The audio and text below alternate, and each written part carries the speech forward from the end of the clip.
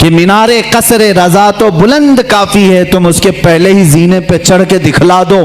अरे मियाँ फतावा रज़विया तो एक करामत है, फतावा रज़विया तो एक करामत है, जरा हदायके बख्शिश ही पढ़ के दिखला दूं। अब ये वो जमाना था, नेचरियत अपने पांव फैला रही है, कादियानियत अपने पांव फैला रही है, दहरियत अपने पांव फैला रही है, और एक तरफ गैर मुक़ल्लिदियत भी अपने पांव फैला रही है। हिंदुस्तान की सरजमीन जो अहले सुन्नत व जमात का कहवारा थी, औलिया का मरकज़ थी, ये ख्वाजा हिंद का हिंदुस्तान था, ये महबूब इलाही की विरासत की ज़मीन थी। यहाँ साबिर कलियरी के मुजाहिदात थे, यहाँ बाबा फरीद के नगमे थे, यहाँ पर औलिया कामिलीन का गुलशन था, ये तमाम सूफिया कामिलीन के परवरदा मुरीदीन का एक अजीम गुलिस्तां था। इस गुलिस्तां को कई अंग्रेज़ों ने अपने पाँव से कुचलना शुरू किया, इसमें खिज़ा आने लग गया। इस हसीन गुलदस्ते में, हिंदुस्तान के गुलदस्ते में फूल मुरझाने लगे। नेचरियत का गलबा आया है, वहाबियत का गलबा आया है, कादियानियत का फितना सर उभार रहा है, इल्हाद और बेदीनी का फितना सर उभार रहा है। अब हिंदुस्तान की सरजमीन पर एक ऐसे मर्द कलंदर की जरूरत थी जो मूसा का जलाल लेकर फिरौन के मुकाबिल में आए, जो इब्राहीम की सबात कदमी लेकर के नमरूद के सामने आए। अब एक ऐसे मर्द कलंदर की जरूरत थी जो सिद्दीक की सदाकत अपने सीने में रखता हो, फारूक आजम की अदालत अपने सीने में रखता हो, उस्मान इब्न अफ़्फ़ान के हिल्म व बुर्दबारी अपने सीने में रखता हो। हिंदुस्तान को अब ऐसे मर्द कलंदर की जरूरत थी जो हैदर कर्रार की शुजाअत भी रखता हो, गौसे आजम का नायब हो, ख्वाजा हिंद का वारिस हो। अल्लाह रब्बुल इज़्ज़त ने हिंदुस्तान के सुन्नी मुसलमानों पर वो एहसान अजीम फरमाया जब सूफिया के मरकज और औलिया कामिलीन की खानकाहें आवाज देने लगी, इलाहा अब हिंद का क्या होगा। यहाँ तो अब चादरें नहीं, अब गागरें नहीं, यहाँ औलिया की बारगाह में आने से रोका जा रहा है, वसीले को शिर्क, इस्तिमदाद को कुफ्र कहा जा रहा है, अज़मत रिसालत पर हमले हो रहे हैं, नमाज में रसूल के ख्याल आने को बुरा भला कहा जा रहा है, पीठ पीछे की खबर ना होने की हजूर के बारे में कही जा रही है। इलाहा अब कौन इस दीन का वारिस होगा, जानशीन होगा, मुहाफिज होगा, निगहबान होगा। आवाज आई गैब से, अल्लाह रब्बुल इज़्ज़त ने पूरे हिंदुस्तान के इस साए पर एक ऐसी अजीम सल्तनत को बेदार फरमाया जिस सल्तनत का नाम हम यूं कहते हैं, मुल्के सुखन की शाही तुमको रजा मुसल्लम, मुल्के सुखन की शाही तुमको रजा मुसल्लम। जिस समत आ गए हो सिक्के बिठा दिए हैं, उस अजीम हस्ती को अल्लाह ताला ने जलवा फरमाया जिसको पूरी दुनिया सुन्नियत, आला हजरत, कंजुल करामत, जबलुल इस्तिकामत, दरियाए नेमत, आकाए रहमत, कंजुल करामत, इमाम अहले सुन्नत, इमाम अहमद रजा खां फाजिल बरेलवी के नाम से जानती है। इसीलिए मैंने कहा अहमद रजा का ताज़ा गुलिस्तां है आज भी, खुर्शीद इल्म उनका दरख्शां है आज भी, सब उनसे जलने वालों के गुल हो गए चिराग, अहमद रजा की शम्मा फरोज़ा है आज भी। अजीज़ान गिरामी, उस इमाम अहले सुन्नत फाजिल बरेलवी की जिस घर में विलादत बासआदत हुई वो आम घराना नहीं था, इल्मी घराना था, बुजुर्गों का घराना था, तकवा और परहेजगारी के शिआर रखने वालों का घराना था। आला हज़रत रज़ी अल्लाह तआला 10 शव्वालुल मुकर्रम बरेली शरीफ में सनीचर के दिन जब आपकी विलादत हुई, ज़ोहर का वक्त था, ये आला हज़रत इमाम अहमद रज़ा खान रहमतुल्लाह ताला अलैह मौलाना नकी अली खान रहमतुल्लाह ताला अलैह के घर पैदा होते हैं। मौलाना नकी अली खान आला हज़रत के वालिद माजिद ज़बरदस्त आलिम दीन, फ़क़ीह कामिल, वली कामिल थे। आपके दादा मौलाना रज़ा अली खान रहमतुल्लाह ताला अलैह कुतुबुल वक्त थे। आपका सिलसिला नसब आला हज़रत रज़ी अल्लाह ताला अन्हु का अफ़गानिस्तान के बड़हेज कबीले के पठानों से मिलता है। बाज़ मुहक्किकीन ने कहा है कि सहाबी रसूल तक आपका नसब पहुँचता है, वल्लाहु आलम। आला हज़रत रज़ी अल्लाह ताला अन्हु जिस वक्त अपनी आँखें खोले हैं, बाप को मौलाना नकी अली खां की शक्ल में एक अजीम विलायत का सरताज देखे हैं और परवरिश भी इस अंदाज में हुई। अल्हम्दुलिल्लाह, जिनके घर इल्मी होते हैं, तकवा वाले होते हैं, वहाँ की हवाओं में भी इल्म होता है। وہ چلتے پھرتے بھی پرہیزگار بنتے ہیں۔ اعلیٰ حضرت عظیم البرکت رضی اللہ تعالیٰ عنہ کے علمی گھرانے کی مثال اسی بات سے سمجھ میں آتی ہے کہ آپ کا نام اعلیٰ حضرت رضی اللہ تعالیٰ عنہ کا نام محمد رکھا گیا اور دادا نے احمد رضا رکھا، اسی نام سے آپ مشہور زمانہ بھی ہیں۔ اعلیٰ حضرت رضی اللہ تعالیٰ عنہ کے گھر کا نہیں بلکہ صوفیاء کرام بزرگوں کا یہ وتیرہ رہا ہے کہ بچہ جب 4 سال 4 مہینے 4 دن کا ہوتا ہے تو بسم اللہ خوانی کرائی جاتی۔ اس رواج کو ہمارے لوگ بھول چکے ہیں۔ چلے چھٹیاں تو یاد رہیں اور دوسرے معاملات تو یاد رہے جو عورتوں کے شروع کیے ہوئے ہیں، لیکن اسلامی مشائخ اور بزرگان دین نے جو طریقے ہمارے لیے مستحب فرمائے تھے ان کو آج زندہ کرنے کی ضرورت ہے۔ اپنے بچوں کی بسم اللہ خوانی کروائیں، یعنی کسی بھی باعمل عالم دین سے بچے کو اس دن بسم اللہ پڑھایا جاتا ہے جب بچہ 4 سال 4 مہینے 4 دن کا ہوتا ہے، اور اس کو الف با پڑھایا جاتا ہے، قرآن کی چند آیتیں پڑھائی جاتی ہیں۔ یہ رسم بسم اللہ خوانی اعلیٰ حضرت رضی اللہ تعالیٰ عنہ کے گھر کی وہ وہاں کی رسم رہی ہے، وہاں کا رسم دستور بھی ہے۔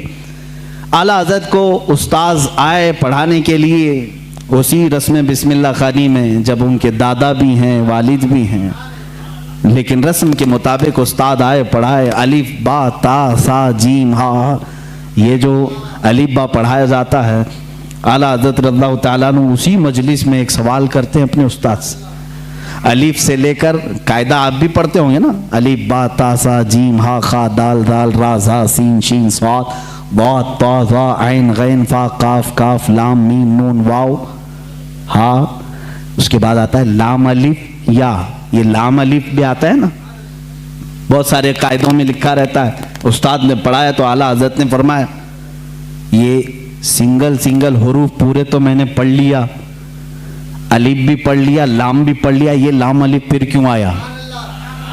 کس عمر میں پوچھ رہے ہیں؟ 4 سال کی عمر میں۔ استاد دنگ رہ گئے ہیں۔ اعلیٰ حضرت کے جد امجد مولانا رضا علی خان رحمۃ اللہ علیہ بڑے پائے کے عالم ہیں، آپ کے والد گرامی مولانا نقی علی خان رحمۃ اللہ علیہ زبردست فقیہ تھے، بیٹھے ہوئے تھے، وہ مسکراتے رہے۔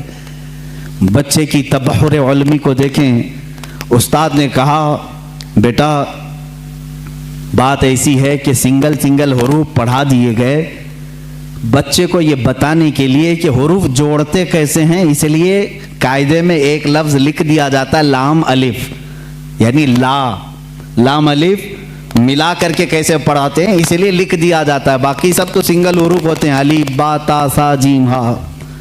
لیکن کہاں زمانے کا جو مجدد ہونے والا ہے اتنی بات سے خاموش کا رہے، کہا اگر ملا کر کے ہی پڑھانا تھا تو بے کو الف سے ملا کر پڑھا دیتے، تے کو الف سے ملا کر پڑھا دیتے، جیم کو الف سے ملا کے یہ لام کے ساتھ ہی کیوں الف کو ملا ہے؟ اب جو استاد آئے تھے وہ تو خاموش ہو گئے، وہ خاموش ہو گئے۔ اتنے چھوٹے بچے ایسا سوال تو نہیں کرتے۔ مولانا رضا علی خان رحمۃ اللہ تعالیٰ علیہ جو جد امجد تھے، دادا تھے، انہوں نے سینے سے سر کو لگایا، کہا بیٹا استاد جتنا پڑھائیں اتنا پڑھ لو۔ کہا کہ اب دادا یہ بات مجھے بتا دیں، دل تشفی میں آ جائے۔ مولانا رضا علی خان رحمۃ اللہ علیہ بر وقت فرماتے ہیں بات یہ ہے لام کو الف سے کیوں ملایا، دوسرے حروف سے کیوں نہیں ملایا؟ اس لیے کہ یہ دونوں حروف میں مشابہت بہت زیادہ ہے، یہ دونوں ملتے جلتے ہیں۔ کس بات میں؟ صورت کے اعتبار سے بھی، سیرت کے اعتبار سے بھی۔ کہا وہ کیسے؟ کہا لکھنے میں الف بھی لمبا ہوتا ہے اور لام بھی لمبا ہوتا ہے، یہ صورت میں دونوں لمبے ہیں۔ اور دوسری بات، لام کو اگر آپ لکھیں گے ہجے کر کے، اگر آپ پڑھیں گے لام الف میم لکھنا پڑے گا، لام یعنی لام کو اگر ورڈز میں لکھا جائے، حروف میں لکھا جائے تو کیسے لکھیں گے؟ لام الف میم۔ اور جب الف کو لکھیں گے تو وہاں پر بھی 3 حرف لکھنے پڑیں گے ورڈز میں، ان ورڈز لکھیں الف لام فا، الف ہو گیا، الف لام فا الف، اور لام جب لکھیں گے تو لام الف میم، جد امجد نے کہا دونوں میں صورتاً مشابہت تو لمبائی کی ہے، سیرت میں مشابہ ایسے ہے کہ لام کے بیچ میں الف آتا ہے اور الف کے بیچ میں لام آتا ہے، اس لیے یہ دونوں کا گہرا تعلق ہے، اس لیے ملا کر لکھا گیا۔ اعلیٰ حضرت خاموش ہوئے۔ اب اندازہ کریں 4 سال کی عمر میں جن کا علم کا معاملہ ایسا ہو تو ظاہر سی بات ہے وہ گھرانہ علمی ہوگا، تبھی تو بچے ایسے ہوں گے۔ یہی بات ہے کہ 6 سال کی عمر میں اعلیٰ حضرت رضی اللہ تعالیٰ عنہ، صرف 6 سال کی عمر میں 12ویں شریف آئی میلاد مبارکہ، رسول کریم صلی اللہ تعالیٰ علیہ وسلم کی عظمت پر گھر میں جب محفل منعقد ہوئی، آپ کے والد گرامی کے شاگرد اور مریدین جمع ہوئے تو 6 سال کی عمر میں اعلیٰ حضرت نے 2.5 گھنٹے عظمت رسالت پر بیان فرمایا۔ یہاں اچھے مقررین کے پسینے چھوٹ جاتے ہیں اگر پوائنٹ ٹو پوائنٹ بات کی جائے، ورنہ لفاظی کرنا ادھر ادھر کی ہانکنے میں تو 6 گھنٹے بھی چلے جائیں گے۔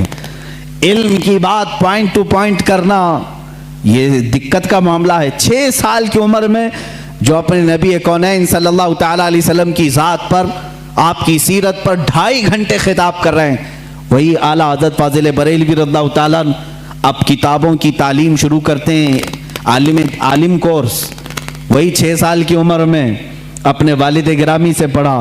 مرزا عبد القادر بیگ صاحب اور کچھ علماء تھے جن کا تذکرہ آیا ہے اعلیٰ حضرت کے اساتذہ میں، زیادہ سے زیادہ کتابیں آپ اپنے والد گرامی سے پڑھتے ہیں۔ اب اپنے والد گرامی سے پڑھنے کا زمانہ ہے، صرف 8 سال کی عمر ہے آپ کی۔ 8 سال کی عمر میں علم نحو کی مشہور کتاب ہدایت النحو ہے، وہ پوری اپنے والد سے پڑھی اور اس کی شرح بھی لکھ دی اردو میں، عربی میں، اس کی گائیڈ لکھا 8 سال کی عمر میں۔ اور جب 13 سال 10 مہینے، غالباً 13 سال 10 مہینے کے ہو گئے، آپ عالم بھی ہو گئے اور مفتی بھی ہو گئے، اور اسی دن سب سے پہلا فتویٰ آپ نے دیا رضاعت کے مسئلے پر۔ سوال آیا تھا، آپ کے والد گرامی نے مسند پر بٹھایا اور کہا بیٹا احمد رضا لکھو اس کا جواب۔ آپ کی عمر 14 سال کے قریب تھی، 13 سال 10 مہینے کے آس پاس۔ اس وقت آپ نے سب سے پہلا فتویٰ لکھا۔ میاں فتویٰ پوچھنے والوں کی عمر یہاں 60 سال کی ہو جاتی ہے، لکھنے والوں کی بات تو چھوڑیں۔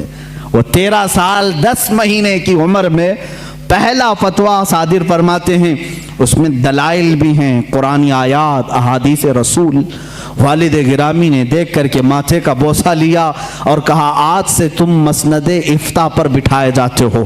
13 سال 10 مہینے کی عمر سے لے کر جب تک آپ کی وفات نہ ہوئی اس وقت تک آپ نے فتویٰ نویسی فرمائی۔ تقریباً 6,000 سے زیادہ فتوے آپ نے ارسال فرمائے۔ آج وہی فتاوی رضویہ کی شکل میں ہمارے پاس ایک فقہی انسائکلوپیڈیا موجود ہے جس کی 30 جلدیں ہیں، 21,000 صفحات کے قریب یہ کتاب ہے، 250 رسالے اس کے اندر موجود ہیں، 250 رسالے، الگ الگ کتابیں، جو جس طرح کا سوال آیا، عربی میں آیا تو عربی میں جواب، فارسی میں آیا فارسی میں جواب، انگلش میں آیا انگلش میں جواب، جس علم کا سوال آیا اس علم کا جواب آپ نے ارسال فرمایا۔ یہ تقریباً فتاوی رضویہ آج جو چھپی ہوئی ہے 30 جلدوں میں ہے، 30 بڑے بڑے ویلیومز ہیں۔ اسی لیے بہت مشہور خاندان مارہرہ متحرہ کے اعلیٰ حضرت رضی اللہ تعالیٰ عنہ کے پیر خانے کے صاحب سجادہ کے برادر اصغر فرماتے ہیں اعلیٰ حضرت کی شان میں مینار قصر رضا تو بلند کافی ہے۔ یہ سید اشرف مارہروی صاحب قبلہ ادام اللہ اقبالہ وہ ابھی آیات ہیں، انہوں نے یہی فرمایا اور حق فرمایا کہ مینار قصر رضا تو بلند کافی ہے، تم اس کے پہلے ہی زینے پہ چڑھ کے دکھلا دو۔ ارے میاں فتاوی رضویہ تو ایک کرامت ہے، فتاوی رضویہ تو ایک کرامت ہے، ذرا ہدایت بخشش ہی پڑھ کے دکھلا دو۔ اعلیٰ حضرت کی لکھی ہوئی نعتوں کی جو کتاب ہے ہدایت بخشش، اسی میں بہت سارے لوگ بھٹک جاتے ہیں، پڑھ نہیں پاتے۔ فتاوی رضویہ تو علوم کا ایک سمندر ہے۔